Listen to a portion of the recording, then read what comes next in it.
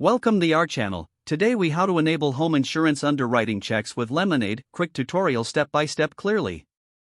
To enable home insurance underwriting checks with Lemonade, start by opening the Lemonade app on your device.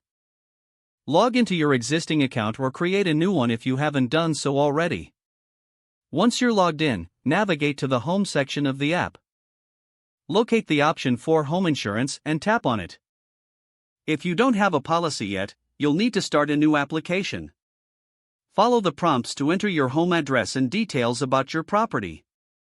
As you proceed, look for the Underwriting Checks section within the application. Enable underwriting checks by toggling the switch to the on position. This section may require you to agree to certain terms and conditions, so read through them carefully. After accepting the terms, proceed by clicking on the Continue button.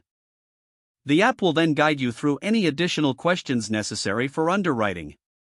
Provide all required information accurately to ensure a smooth underwriting process. Once all information is entered, review your details for completeness and correctness. Finally, submit your application to initiate the underwriting checks. You will receive a confirmation notification once the checks are complete. Check your app for any updates or additional steps required. And that's how you enable home insurance underwriting checks with Lemonade. If the page does not load, refresh the browser or try again in a private or incognito window. Make sure you are using the correct email address, then retype it carefully to avoid small typos. If your password is not accepted, use the reset option and create a new strong password you can remember. Check your spam folder for verification or security emails, then complete any requested confirmation steps.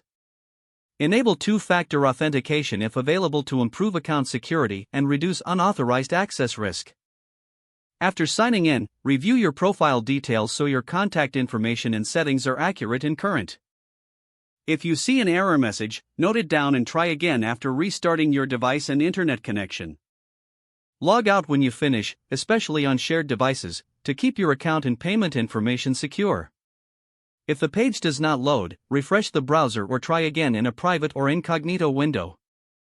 Make sure you are using the correct email address, then retype it carefully to avoid small typos. If your password is not accepted, use the reset option and create a new strong password you can remember. Don't forget to like this video and subscribe to our channel for more step-by-step tech guides.